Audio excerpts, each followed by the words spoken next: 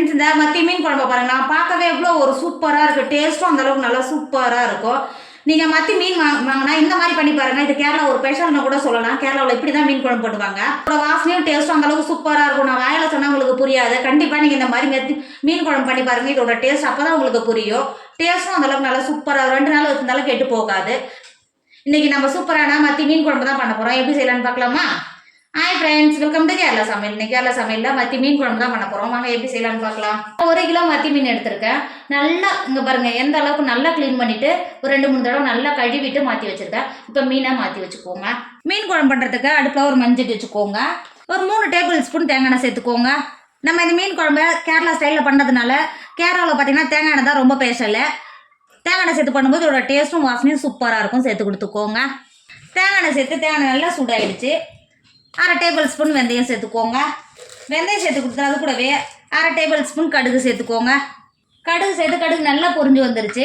ஒரு 5 table spoon பூண்டு நல்லா பொடியாக கட் பண்ணி வச்சுருக்கேன். பொருள் சேர்த்து கொடுத்துக்கோங்க. நீங்கள் கட் பண்ணி சேர்க்கறது பதிலாக ஒன்றும் பாதிமா அம்மியில் தட்டி கூட சேர்த்துக்கலாம். சேர்த்து கொடுத்துக்கோங்க. பூண்டு சேர்த்து கொடுத்துட்டு அது கூடவே ஒரு 3 கொத்து கருவேப்பிலையை உருவிட்டு சேர்த்துக்கோங்க. கருவேப்பிலையும் சேர்த்து கருவேப்பிலை நல்லா பொரிஞ்சு வந்துருச்சு. இப்போ 30 சின்ன வெங்காயத்தை தோல் நீக்கிட்ட கட் பண்ணி வச்சுருக்கேன். இப்போ சேர்த்து கொடுத்துக்கோங்க. சின்ன வெங்காயம் சேர்த்து பண்ணும்போது இதோட டேஸ்ட் நல்லா சூப்பராக இருக்கும். மீன் குழம்புக்கு சேர்த்து கொடுத்துக்கோங்க. சேர்த்து கொடுத்துட்டு அது கூடவே ஒரு டேபிள் ஸ்பூன் உப்பு சேர்த்துக்கோங்க. உப்பு சேர்த்து வதக்கும் போது வெங்காயம் சட்டுன்னு வதங்கி வரும். சேர்த்துட்டு வெங்காயத்தை ஒரு 10 நிமிஷத்துக்கு வதக்கிக்கோங்க. வெங்காயத்தை நல்லா கிண்டி கொடுத்துட்டு அது கூடவே 3 பச்சை மிளகாவை கட் பண்ணி வச்சுருக்கேன். இப்போ சேர்த்து கொடுத்துக்கோங்க. கொடுத்துட்டு பச்சை மிளகாவும் சேர்த்து வெங்காயத்தை கூட நல்லா வதக்கிக்கோங்க. இப்போ பாருங்கள், நம்ம சேர்த்த சின்ன வெங்காயமோ பச்சை மிளகா சேர்த்து பூண்டோடு சேர்த்து எந்த அளவுக்கு நல்லா வதங்கி வந்திருக்கு பார்த்தீங்களா? இப்போ இந்த அளவுக்கு வதங்கி வந்த பிறகு நம்ம மசாலா சேர்த்துக்கலாம். 1 டேபிள் ஸ்பூன் மஞ்சள்தூள் சேர்த்துக்கோங்க. அது கூடவே 3 டேபிள் ஸ்பூன் உங்களுக்கு காரத்துக்கு அனுசரித்து மிளகாத்தூள் சேர்த்து கொடுத்துக்கோங்க. நான் காஷ்மீர் மிளகாத்தூள் 3 டேபிள் ஸ்பூன் சேர்த்து கொடுத்துக்கிறேன். சேர்த்து கொடுத்துக்கோங்க. சேர்த்துட்டு நம்ம சேர்த்த வெங்காயத்தோடைய பச்சை வடை பொருளுக்கு வதக்கிக்கோங்க.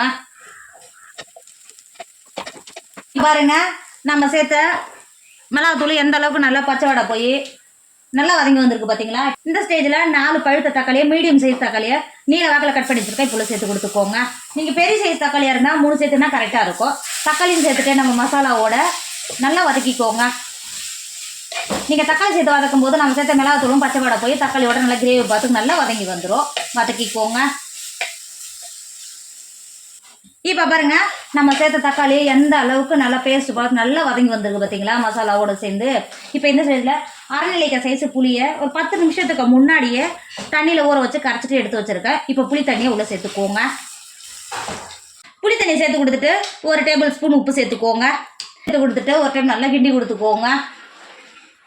இந்த அளவுக்கு நல்லா கிண்டி கொடுத்துட்டு மூடி போட்டு மூடி குழம்பு நல்லா கொதிக்க விடுங்க. இப்போ பாருங்கள், குழம்பு எந்த அளவுக்கு நல்லா கொதிச்சு எந்த அளவுக்கு நல்லா கெட்டியாகி வந்திருக்கு பாருங்கள். இங்கே பாருங்கள், எந்த அளவுக்கு நல்லா கெட்டியாகி வந்திருக்கு பார்த்தீங்களா?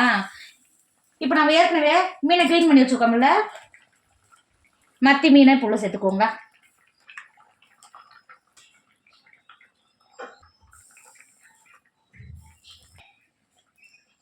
மீனை சேர்த்து கொடுத்துட்டு இந்த மாதிரி கரண்டியில் ஸ்பூனை வச்சு இந்த மாதிரி குழம்புல படுற மாதிரி மீனை அழுத்தி கொடுத்துக்கோங்க. இந்த மாதிரி மீன் மேலே தெரிஞ்சாக்கா உப்பு காரம் பிடிக்காது. அதனால தான் குழம்போடு சேர்த்து கொடுத்தீங்கன்னா மீன் வேகும்போது உப்பெல்லாம் பிடிச்சி நல்லா வெந்து வரும். இந்த மாதிரி ஸ்பூனை வச்சு அழுத்தி கொடுத்துக்கோங்க. சேர்த்து இது மாதிரி அழுத்தி கொடுத்துட்டு மூடி போட்டு மூடி மீனை ஒரு 10 நிமிஷத்துக்கு வேக விடுங்க. இந்த ஸ்டேஜில் உப்பு ஏதாவது கம்மியாக இருந்தால் சேர்த்து கொடுத்துக்கோங்க. பாருங்க, மீன் எந்த அளவுக்கு நல்லா வெந்து எந்த அளவுக்கு பார்க்கவே எவ்வளோ ஒரு சூப்பராக இருக்குது பார்த்தீங்களா? இப்போ லாஸ்ட்டாக 2 கொத்து கருவேப்பிலை சேர்த்துக்கோங்க. சேர்த்து கொடுத்துட்டு 1 டேபிள் ஸ்பூன் தேங்காய் எண்ணெய் சேர்த்துக்கோங்க. இதோட வாசனை அந்த அளவுக்கு சூப்பராக இருக்கும். சேர்த்து கொடுத்துக்கோங்க. சேர்த்து கொடுத்துட்டு மூடி போட்டு மூடி குழம்பு இறக்கிக்கோங்க. இப்போ பாருங்க, நல்லா கம்மன்னு வாசனையோட நம்ம மீன் குழம்பு சூப்பராக ரெடி ஆகிடுச்சு. இதோட டேஸ்ட்டும் வாசனையும் அந்த அளவுக்கு சூப்பராக இருக்கும். நீங்கள் மத்தி மீன் வாங்கினா இந்த மாதிரி ஒரு டைம் குழம்பு பண்ணி பாருங்கள். வீட்டில் இருக்கிற குழந்தைங்கலேருந்து பெரியவங்க வரைக்கும் விரும்பி சாப்பிடுவாங்க. டேஸ்ட்டும் சூப்பராக இருக்கும். கண்டிப்பாக நீங்களும் ட்ரை பண்ணுங்கள். என்னோட வீடியோ உங்களுக்கு பிடிச்சிருந்தா உங்கள் ஃப்ரெண்டு உங்கள் ஃபேமிலிக்கு ஷேர் பண்ணுங்கள். மறக்காமல் கேரளா சமையல் சப்ஸ்கிரைப் பண்ணிக்கோங்க. தேங்க்யூ.